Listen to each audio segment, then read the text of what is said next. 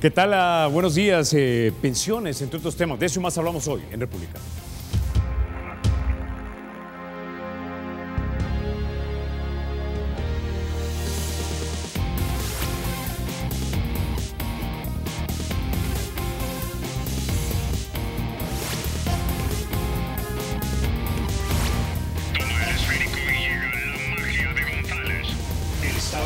Será siempre libre e independiente y no será jamás el patrimonio de ninguna familia ni persona.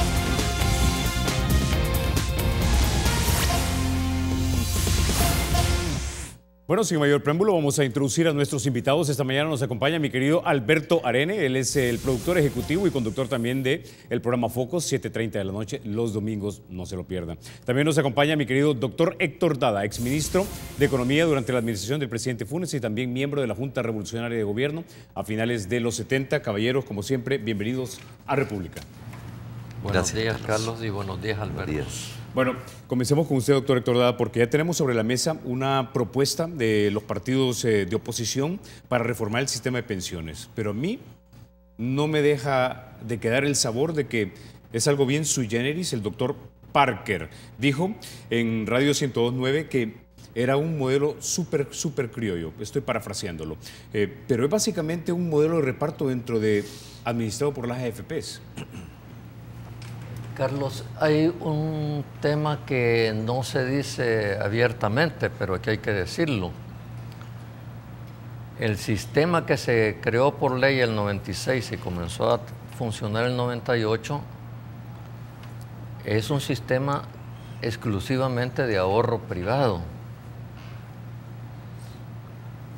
Hay que decir que, como lo acaba de decir Carmelo Mesa Lagos, y yo soy testigo porque yo estuve en la presentación de su postura en ese momento, él, antes de que se diera la ley, previno que un sistema exclusivamente de ahorro privado iba a fracasar. Hoy resulta que tenemos ya 5 propuestas de reforma de las pensiones y todas generan sistema mixto.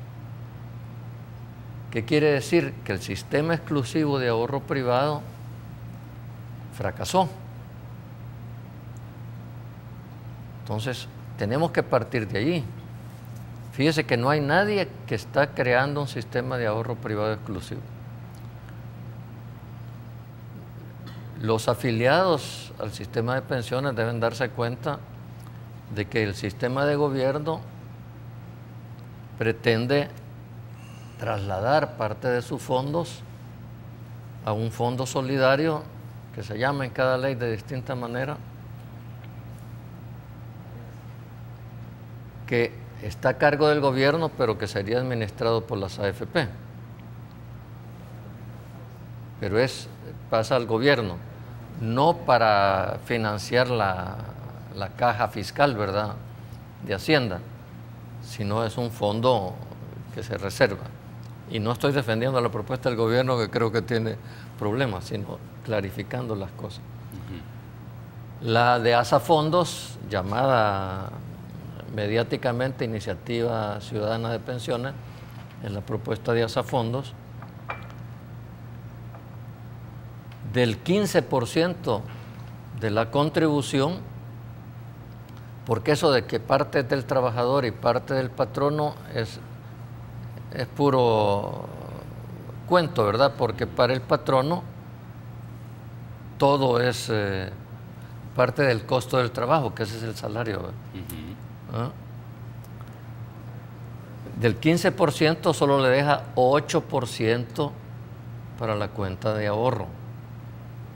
El resto es o la comisión de las AFP o 5% del salario, no del aporte. O sea, le quita 47% del aporte, 47 de cada $100 de contribución pasan o a la comisión de las AFP o a la contribución del Fondo Solidario. Solo le queda al afiliado 53% de la contribución. Está claro entonces que lo que se agotó es el sistema exclusivamente de ahorro privado. Digo esto porque eso señala la urgencia, no solo por razones fiscales, sino porque es insostenible ya el modelo de resolver el problema de las pensiones y no estar jugando como solemos hacerlo los salvadoreños, tirando para adelante los problemas. La última propuesta es una especie de refrito de la propuesta de Asafondo, que fue hecha en colaboración con chilenos según declaración de Asafondo. No estoy suponiendo nada, simplemente estoy diciendo algo que le oí decir al señor Novelino, solo que reduce la contribución al Fondo Solidario a 2%. No sé cómo van a sostener, no conozco ningún análisis actuarial, digo no conozco, no sé si habrá, de esa propuesta que hicieron los partidos, que yo no me atrevo a llamarlos de oposición. Ahí está el partido de oposición y los partidos bisagra, ¿verdad? Que es una cosa distinta. Entonces,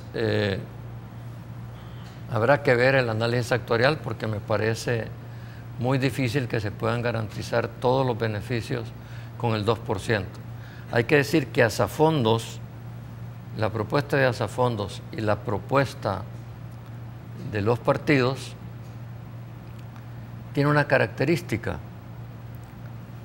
En vez de hacer la reforma paramétrica con respecto a la edad, aumentando la edad, genera un estímulo a pasar trabajando más años, que es recibir como crédito la cuarta parte de sus ahorros después de 10 años de cotización.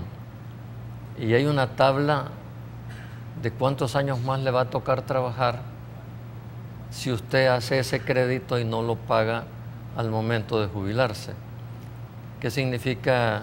Que creo que hasta 5 años o 10 años, no lo recuerdo en este momento, se me ha ido, pero se va a prolongar la edad de trabajo antes de jubilarse y lo más seguro es que la gente que preste tanto de su fondo de ahorros no lo va a poder pagar. Entonces es una forma de prolongar el tiempo de trabajo.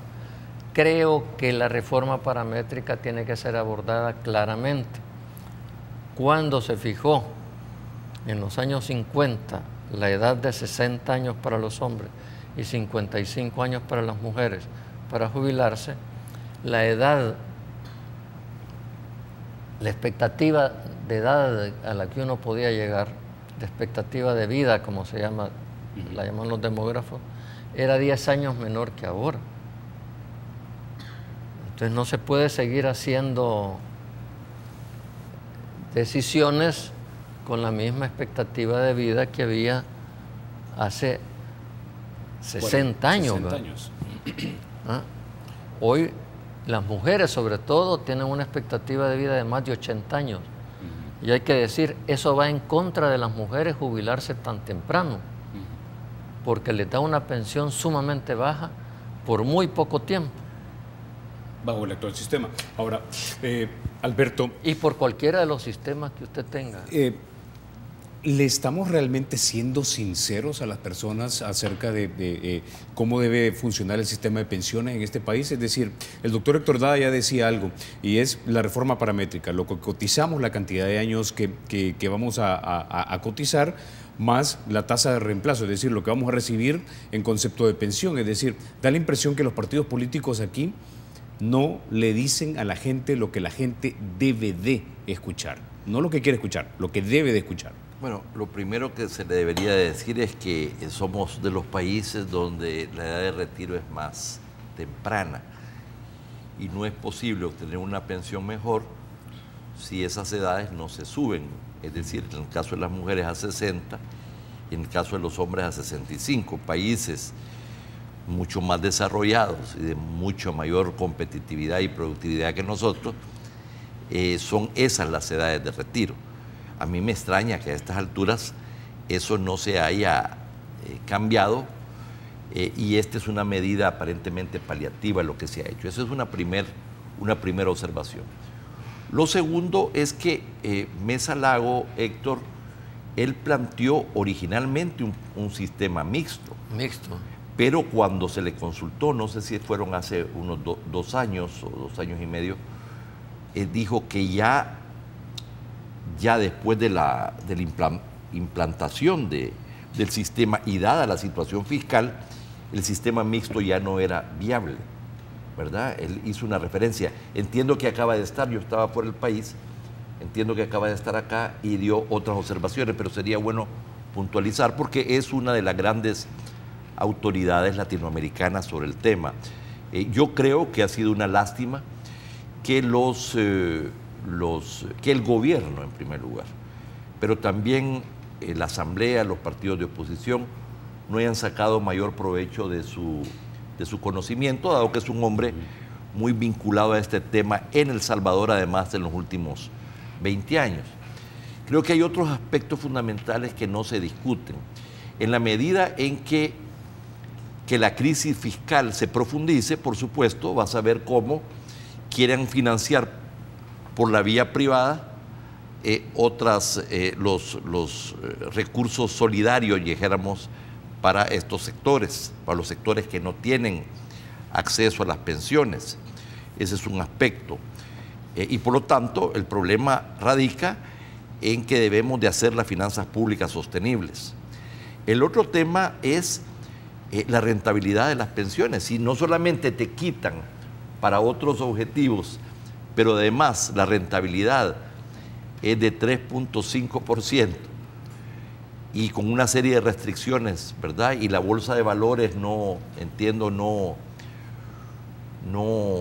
se ha invertido en la misma bolsa. Y entonces estás viendo o grandes proyectos como los del aeropuerto, donde efectivamente cuando yo estaba en CEPA, esa fue la vía que se buscó y la mejor de todas opciones que teníamos para financiar la rehabilitación y modernización del aeropuerto. Ahí vino una primera emisión de 58.3 millones y otra de 20 millones o 19 millones más en estos últimos tiempos. A lo que voy es que ese es otro tema.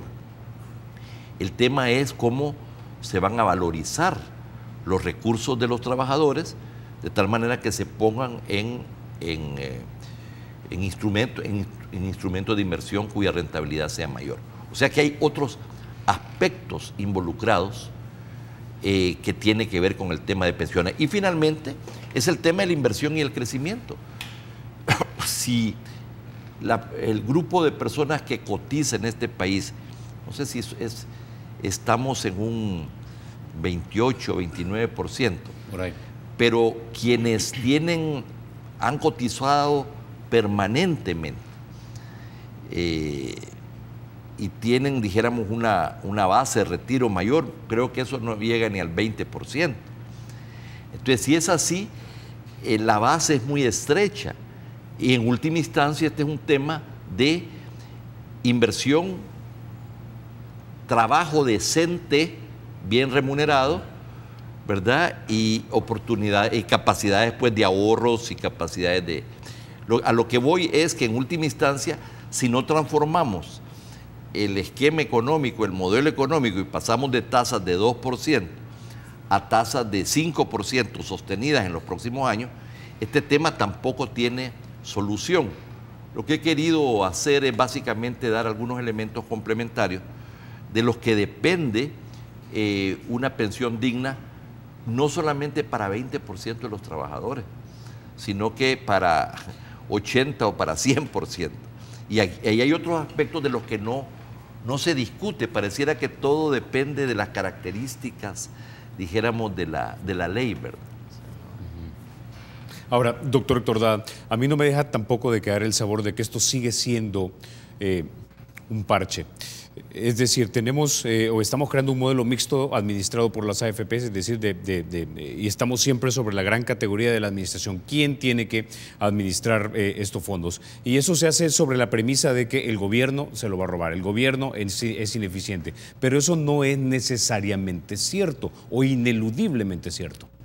Mire, el gobierno no se robó los fondos del INPEP y del Seguro Social cuando el sistema de pensiones era público. Ahí estaban. Lo que pasó es que se agotaron, que es una cosa totalmente distinta. ¿Por qué? Porque le quitaron la fuente. El sistema de reparto se basa en que el activo financia la pensión del viejo porque él va a llegar a viejo y otros jóvenes lo van a financiar, ¿verdad? Entonces, lo que usted tiene es un derecho que le da su cotización. Se cortó eso, el Estado dejó de recibir dinero, pero por 2 años y medio después de que se crearon las pensiones, o 3 años, no me acuerdo exactamente, el fondo de reserva siguió vivo y siguió pagando las pensiones, pero se agotó porque ya no se alimentaba, porque la ley cortó el flujo. Eso es decir que porque ya estaba quebrado el sistema público, se creó el sistema privado, no. El creador de los sistemas privados de pensiones, don José Piñera, chileno, ministro de Hacienda del general Pinochet, decía con claridad, si el ahorro privado de pensiones no tiene como objetivo primordial las pensiones, aunque parezca paradójico, sino aumentar el ahorro nacional disponible para la inversión privada. Pero en Chile había una bolsa de valores desarrollada, ¿va? Aquí la bolsa de valores se crea, respondiendo a lo que estaba diciendo Alberto, simultáneamente con el sistema privado de pensiones, para probar exactamente cuál era el objetivo. ¿Ah?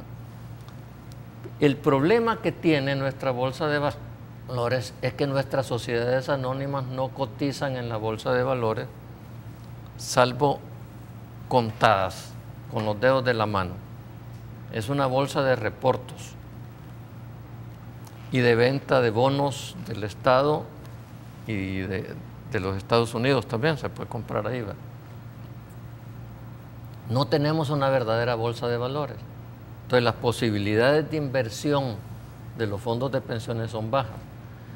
Otro problema que genera la baja tasa de rentabilidad es el fideicomiso, que el fideicomiso es una forma de tirar la crisis hacia adelante porque ya había hecho crisis el sistema de pensiones en el 2006. Entonces inventan el fideicomiso para, como se dice, meter la basura debajo de la alfombra, ¿verdad? Pero además aprovecharon para poner la tasa LIBOR, que 2 años antes había estado en 2%, pero que en ese momento estaba en 5%, como la tasa de referencia. Pero 2 años después no solo estaba en 2%, sino en 1%. ¿Va? ¿Ah? Pero los que hicieron esa ley, o sea, la casa presidencial del presidente Saca, presidente de Arena, ¿ah?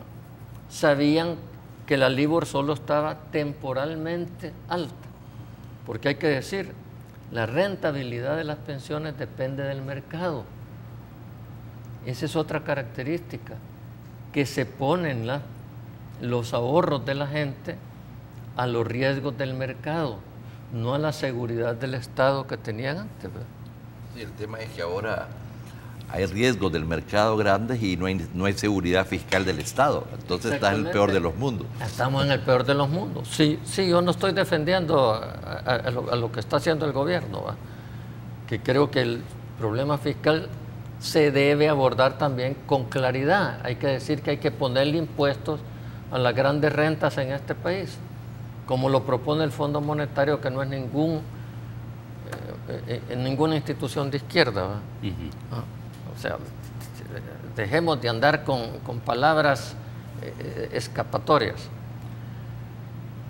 Y lo que usted está diciendo, lo que se está discutiendo es quién va a administrar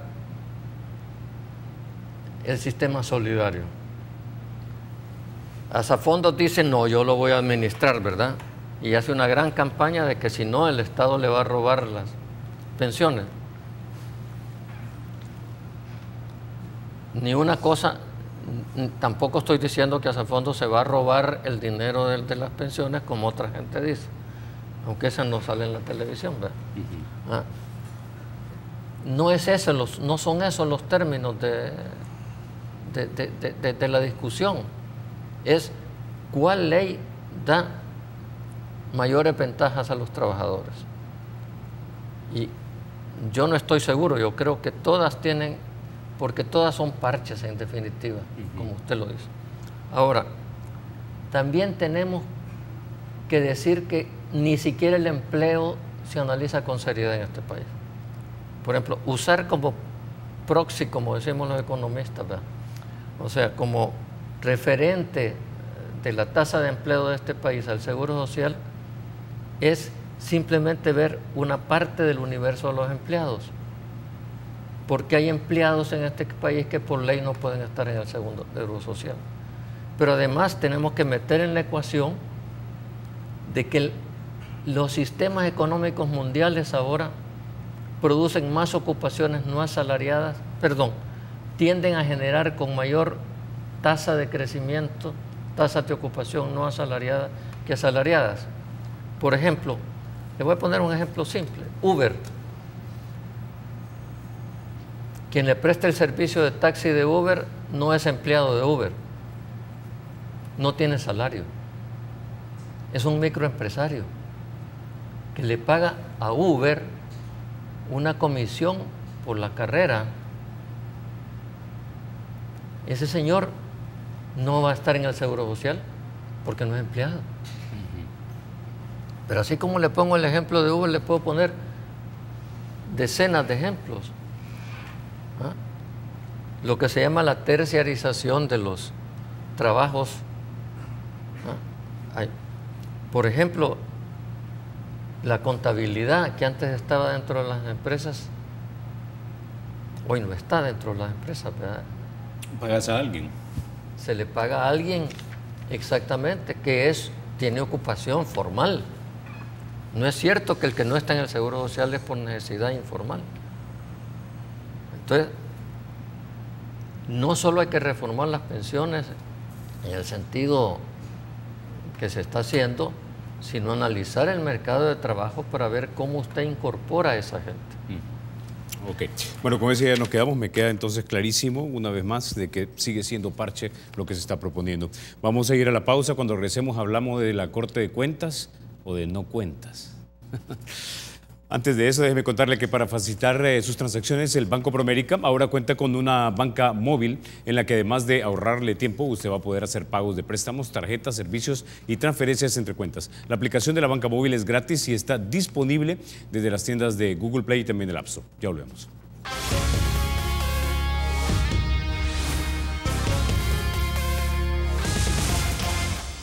Bueno, gracias por continuar con República. Bueno, Alberto, hablemos brevemente acerca de la elección de la Corte de Cuentas. Da la impresión nuevamente que los partidos están repartiendo las cuotas, las posiciones dentro de la Corte de Cuentas, como que fuera para que no cuenten en lugar de contar.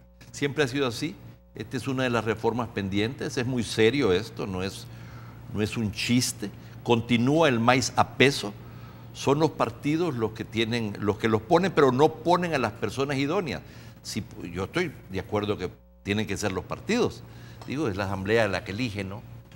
Pero el tema aquí es bajo qué perfiles, si son gente preparada, si son gente honesta, si son gente independiente, ¿verdad? Entonces yo no tengo problema que lo pongan los partidos, pero a partir de perfiles adecuados.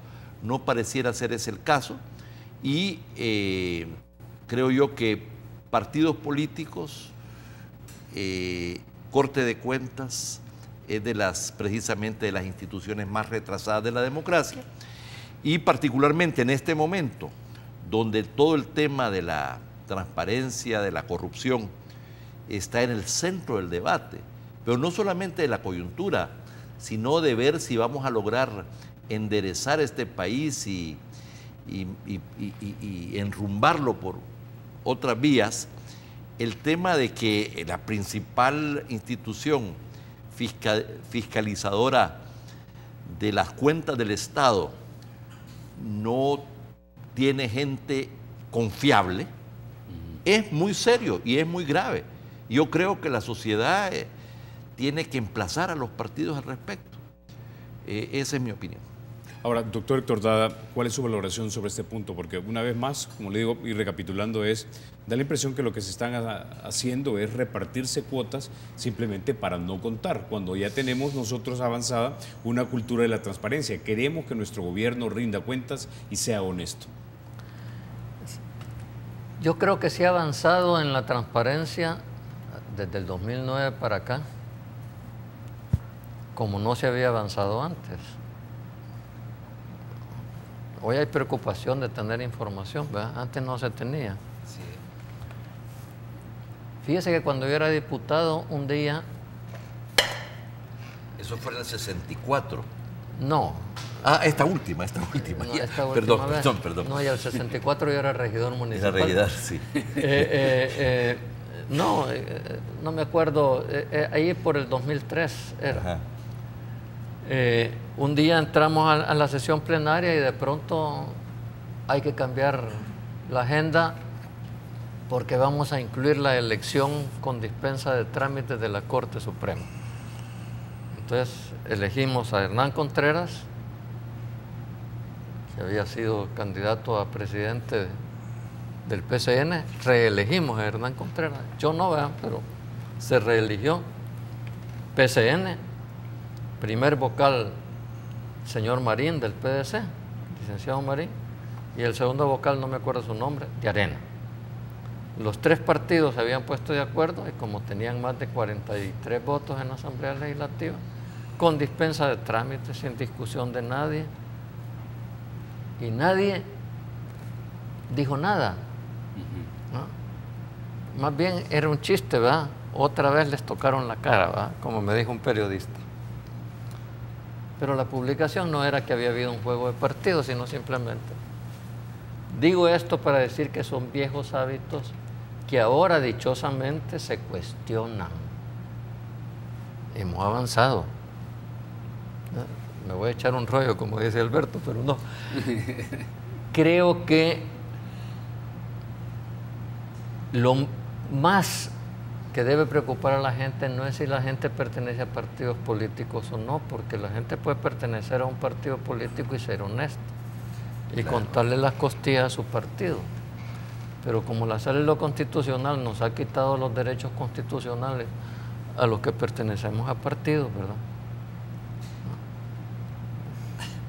No tenemos derecho a un montón de cosas. La falta de independencia no es la pertenencia a un partido, la falta de independencia es un problema de personalidad. Yo puedo tener falta de independencia o porque pertenezco a una secta religiosa, y uso la palabra secta en el sentido cerrada que impone comportamiento, o porque me considero sometido a una empresa privada, o por muchas cosas, ¿verdad? Pero en fin, el problema es que no se escoge gente con las características, primero, de honestidad, en el sentido que es capaz de contarle las costillas hasta la gente de su partido, de capacidad profesional y de capacidad política, en el buen sentido de la palabra, no es de política partidaria, porque la Corte es un organismo político del Estado, ¿verdad? Todos los organismos del Estado son políticos. Eso no se ha hecho. Tenemos una Corte que no funciona históricamente y es el colmo que, pretendiendo que desde el 2009 aquí hay un gobierno del cambio, el FMLN no haya cambiado radicalmente de actitud con respecto a la Corte. Y que los demás partidos se rasgan las vestiduras sobre la transparencia, pero a la hora de la Corte seguimos con el reparto. Y hay que ver que el problema de la Corte no es solo que le cuenta las costillas al gobierno central, sino también a las alcaldías. Así es. Claro. Y ahí todos se ven involucrados.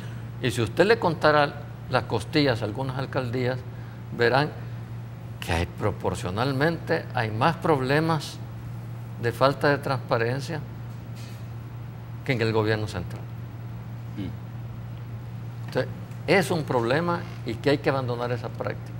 Y hay que pasar a separar las funciones investigativas de la Corte de las funciones judiciales de la Corte. Y usted asómbrese, tenemos un sistema de control de los funcionarios públicos más complejo que en casi cualquier país del mundo. Tenemos la Corte, la Oficina de Probidad de la Sala de la Corte Suprema, el TEG. Entre más dispersamos las responsabilidades, parece que menos controlamos, ¿verdad? Ok, cambiemos ahora el tema y hablemos un poco acerca de lo que ya está básicamente a la vuelta de la esquina y es la elección presidencial. Antes tenemos la elección de alcaldías y de diputados, ciertamente. Pero para buena parte de la población de este país le queda claro de que el país necesita un cambio de rumbo. Ahora, ese cambio de rumbo tiene que estar expresado en ideas. Por lo menos en este momento lo que tenemos son 4 precandidatos del Partido Arena. ¿Alguno te ha sorprendido, Alberto, con las ideas políticas o ideas económicas que está tal vez proponiendo? Bueno, hay 4 en Arena, pero hay probablemente 3 en el FMLN. El señor Hugo Martínez, el señor Gerson Martínez y el señor Nayib Bukele. Sí, o sea que hay más. Ya se sabe, aunque no se formalizan, ¿verdad? Todavía. Bueno, yo creo, y lo escribí en mi última columna, que de cara a las dimensiones de la crisis que tenemos, que pareciera que no se valora suficientemente, un bajo crecimiento estructural, un nivel de deuda pública altísima, que es insostenible, con un ajuste que se viene, que se va a profundizar más bien, con un problema de vulnerabilidad social y ambiental tan grande. Frente a eso, los políticos y los precandidatos pareciera que todavía te salen con un churrito. Yo no veo una discusión a fondo sobre el país que les va a tocar administrar y qué van a hacer. Todavía no. No quiero decir que no tengan las capacidades para hacerlo, espero que sí.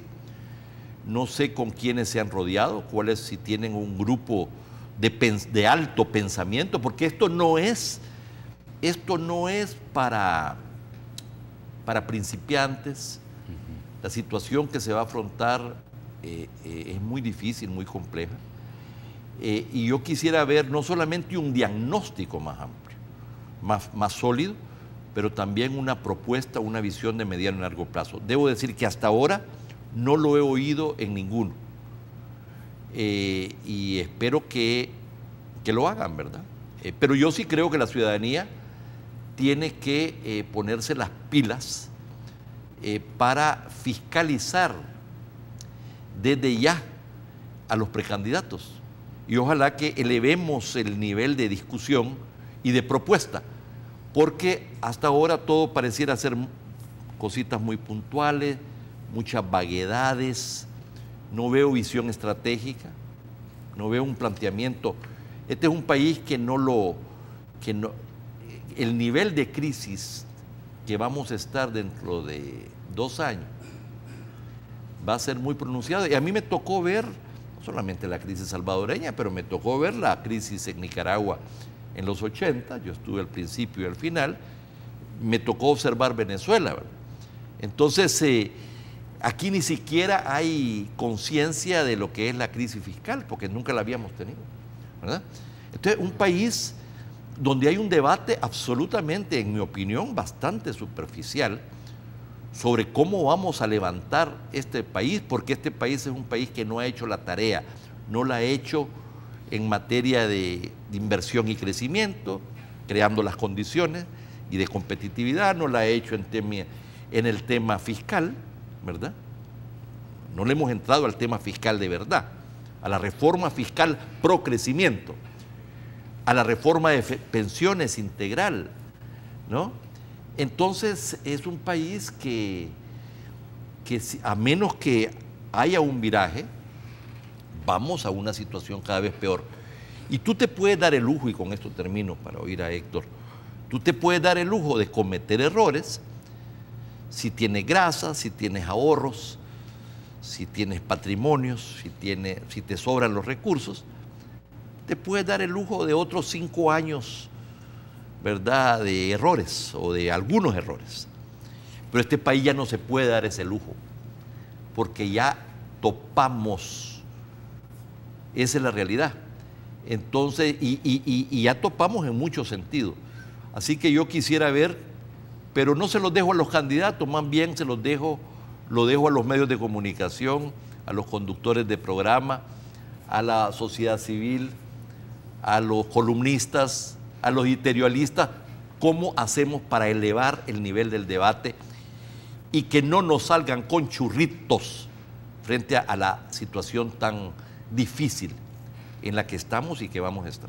Ahora, doctor Héctor Dada, los países amigos, en una reunión con los más afortunados y representantes de los partidos políticos y el gobierno, les dijeron, básicamente este problema se puede arreglar, pero es un trípode: ingresos, egresos y modelo económico.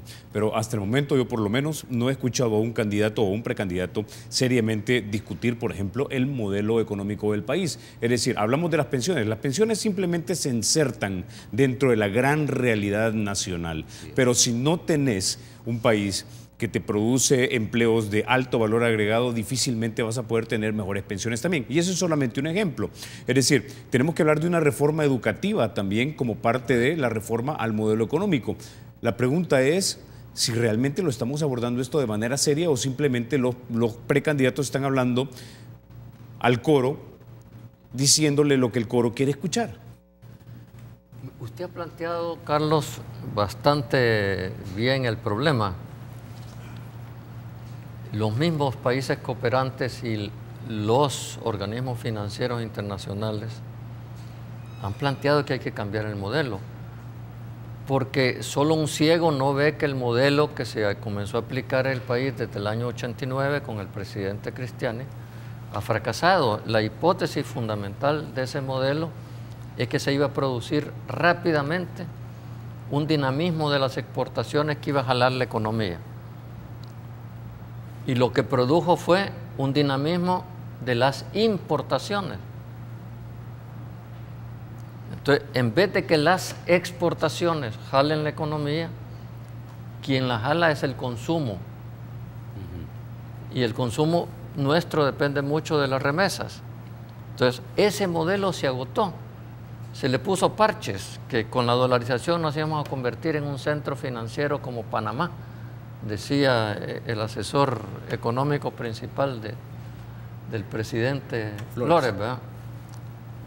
Y sí, hoy todos los bancos son extranjeros. Hay que aclarar, Héctor, que cuando hablas de cambio de modelo no estás diciendo que hay que ir al socialismo, no, ¿verdad? Porque la gente aquí, alguna gente no entiende, cuando dices cambio de modelo, creen que estás hablando de cambio de sistema.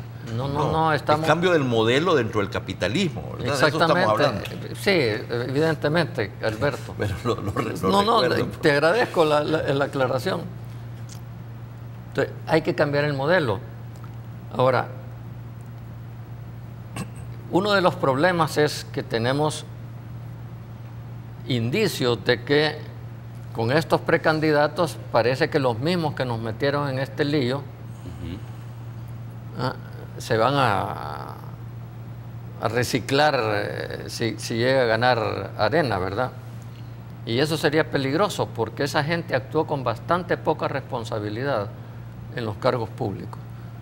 Como dice Juan Héctor Vidal, comenzaron a hacer experimentos con el país que le fracasaron. Y Juan Héctor Vidal es un hombre de ese lado, ¿verdad? Exdirector ejecutivo de ANEP. De ANEP. Entonces, me parece muy serio que Juan Héctor Vidal lo diga.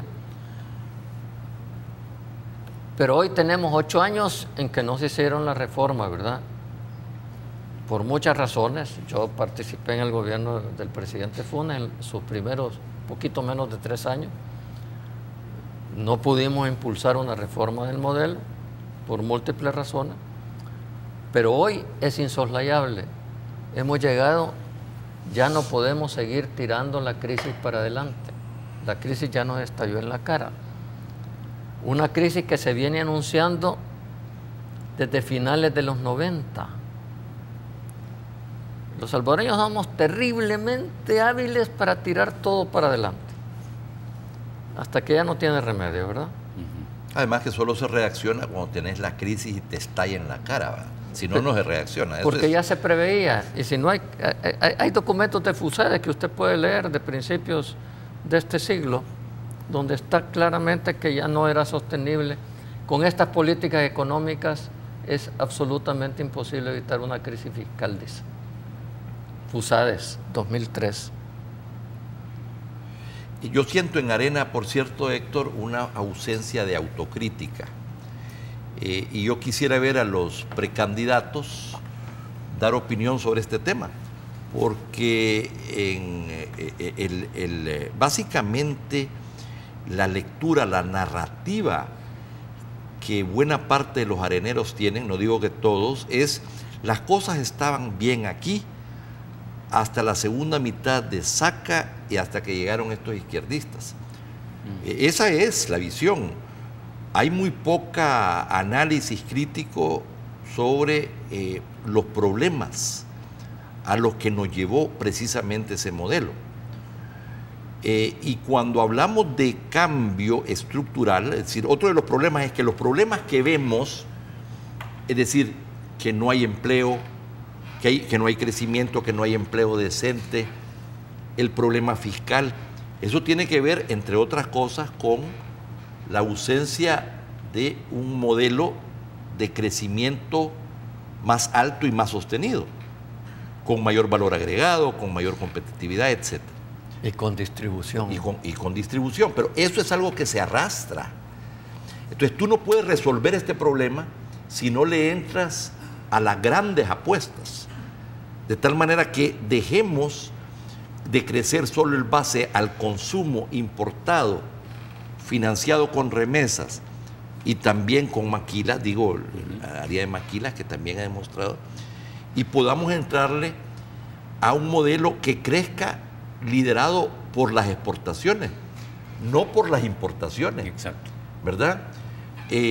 Pero también hay del lado, dijéramos, de la izquierda, gente que cree que las posibilidades de crecimiento radican en el mercado interno. El mercado interno es así. Y si crece exponencialmente va a ser así, ¿verdad? Sigue siendo muy chico. Es decir, entonces hay una serie de visiones atrasadas. Eso pasa a entrarle en serio al tema logístico. Implica crear una serie, avanzar en el tema de la integración centroamericana y una serie de proyectos. A lo que iba es, los problemas que se expresan en el día a día tienen su origen en un problema de agotamiento del modelo que implican reformas de fondo, a los que este país no le ha entrado, no le entró por supuesto Arena, pero tampoco le entró el FMLN. Ayer en la entrevista con Carlos Acevedo precisamente se hacía un balance y básicamente la conclusión es: ni por el lado de los indicadores económicos, que lejos de mejorar empeoraron, indicadores económicos y fiscales, ni por el lado de la reforma los gobiernos del FMLN lograron cambiar. O sea, no crecimos más, ¿verdad? No exportamos más, no reducimos la brecha comercial, se redujo en parte últimamente por temas de que el precio del petróleo disminuyó, que las remesas aumentaron, digo. Pero por el lado de las cifras sí han empeorado, y por el lado de las transformaciones del modelo no se ha avanzado tampoco. Eso en términos de balance. Entonces a mí me gustaría oír a los precandidatos de ambos lados asumir seriamente estos temas y que no nos den atol con el dedo. Estamos en el siglo XXI, ¿verdad? Terminando ya la segunda década, ¿no? El debate internacional va por otros lados y aquí nos salen con un churrito. Claro, yo entiendo, muchos de ellos están posicionados en el tema interno. El tema interno al interior del FMLN y de Arena, para decir algo. Y entonces se trata de ganar adeptos internos, ¿verdad? Para conseguir apoyos. Y muchas veces las posiciones más críticas respecto al pasado o al presente no son tal vez las mejores. Pero el que comience a hablar las cosas claras y plantee una visión al futuro que haga clic con la ciudadanía, pero que también refleje que efectivamente se trata de una persona pensante que está viendo los problemas del país y cómo salimos adelante, y que tenga una visión allá más de 1 metro, ¿verdad? Porque aquí es Coyol quebrado, Coyol que mido, esa es la visión de... Bueno, yo creo que eso ayudaría a posicionar a un candidato en las encuestas, ¿verdad? Ok. Doctor. No, yo solo quería decir que uno de los problemas es que algunos de los candidatos, pese a que el modelo está agotado y que el país está entrando en una crisis, para ellos sigue siendo beneficiosa la situación. Exactamente. Da la impresión que como la crisis no los ha alcanzado a ellos porque siguen beneficiándose de este modelo de servicios con muchos negocios, pagar muy poquísimo a los empleados, pero hay consumo. Si no hay crisis, entonces no tengo por qué sentarme a negociar. Y a veces da la impresión que, bueno, el señor Simán, por ejemplo, cuando lo escucho, y lo he escuchado cuando lo he tenido aquí en República, estuviese reciclando ideas de los 90s, ideas que ya sabemos que no funcionaron. Y a eso agregan ahora una cuestión que a mí me sorprende, que prácticamente dicen que todo el mundo se tiene que convertir en emprendedor, ¿verdad?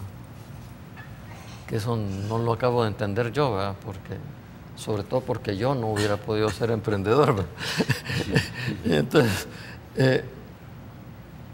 tenemos que generar una economía que funcione, que dé ocupación, no solo empleo asalariado, ocupación asalariada, que es el empleo, ¿verdad?, sino ocupación aún no asalariado, pero con ingresos dignos, ¿verdad? Y un Estado que funcione. Y siguen repitiendo que el Estado debe ser chico y fuerte. El Estado no debe ser... ¿Qué es un Estado chico? Yo siempre recuerdo a un conservador británico que me decía en 1991, asustado, que había venido a El Salvador. Yo lo vi en México y me decía: quieren reducir el Estado en tu país, pero si ustedes tienen un Estado famélico, ¿cómo van a reducir un Estado que casi no existe, que solo tiene ejército? Lo que necesitamos es un Estado más inteligente, ¿verdad? Esa es la realidad. Es decir, bueno, eso ya lo hemos hablado usted y yo, el doctor Héctor Dada, y con Alberto te lo comparto, que un Estado libertario realmente solo funciona en un país donde todos sean ricos, ¿verdad? Sí. Pero un Estado donde todos, donde 80% de la población sobrevive hasta con $300, difícilmente se puede tener un Estado chiquito. Bueno, vamos a la pausa y ya volvemos.